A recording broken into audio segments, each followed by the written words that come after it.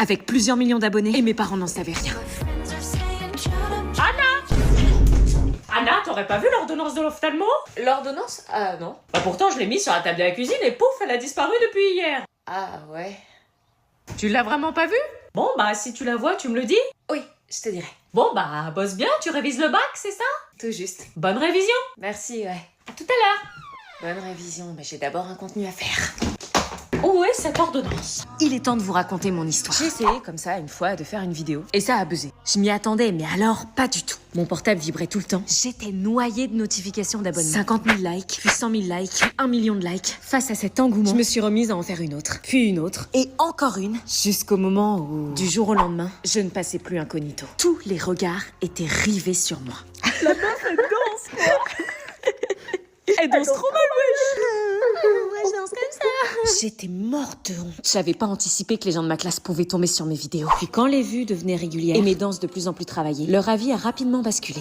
On peut faire une vidéo ensemble? Je peux apparaître dans une de tes vidéos? Bah, je croyais que j'étais la honte du lycée. Mes amies étaient super heureuses pour moi et me soutenaient chaque jour en likant mes vidéos. J'avais perdu en revanche une amie qui m'avait abandonnée par jalousie. Et enfin, j'avais attiré l'attention du mec sur lequel je craquais depuis 2 ans. Le plus beau, le plus stylé. Le mec qui faisait craquer toutes les meufs du lycée une par une. Chuck. Depuis ma percée sur les réseaux, il avait enfin daigné me regarder. Et depuis, c'était mon mec et mon manager en même temps. Fais-le. Fonce. C'est du fric, fais la collab. Enlève tes lunettes. Ma véritable identité a commencé le jour où Chuck m'a demandé d'enlever mes lunettes. Et c'est à ce moment-là que je suis devenue cette fille. Cette fille que tout le monde connaissait, ou pensait connaître.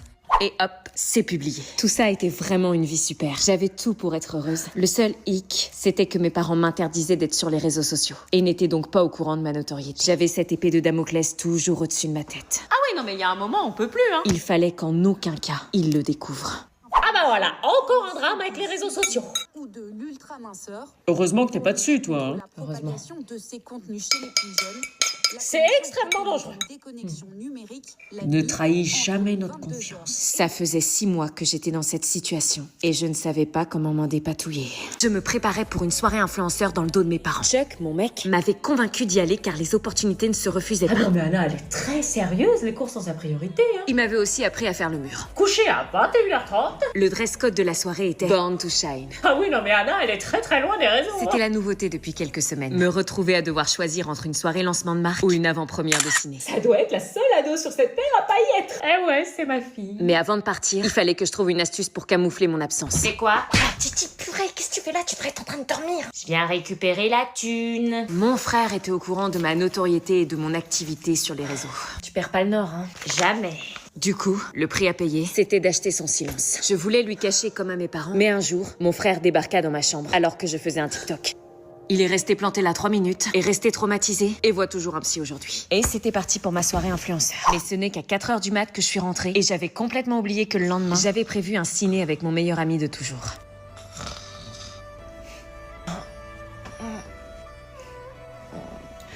Oh, t'es là? Salut.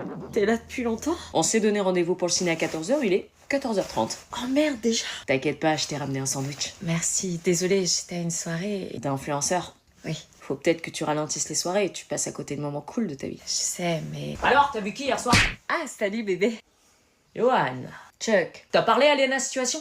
Je vous laisse. Bah non, attends. Bah si, c'est le débriefing de la soirée, il a rien à faire là. Chuck, Aucun problème, il a raison. pour notre sortie ciné? On annule. Faut que tu forces pour que je puisse venir aux soirées. Ouais. Mais notre après-midi ciné n'eut jamais lieu.